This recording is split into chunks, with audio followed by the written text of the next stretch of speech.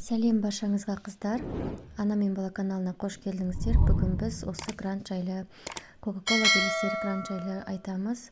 Ол үшін CCB-KZ сайтын ашып, Google'дан соған кіресіздер. Барлық ақпараттар бар. Алдымен тіркеліп алыңыздар. Мен тіркеліп алғанмын.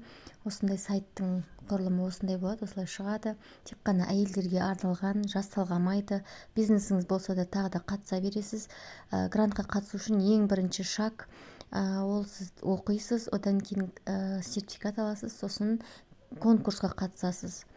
Бұл гранттан қаншама әйел ұтып алған, бірақ жылына конкурста 20 грант беріледі. Ең алдымен оқуын оқып алады. Грант екі бағытта жұмыс жасайтын, бизнес бастайтын әйелдерге беріледі. Біріншісі ауылдық округте тұратын ауылдағы бизнеске арналған, яғни мал шаруашылығы, егін шаруашылығы, анау ал бизнес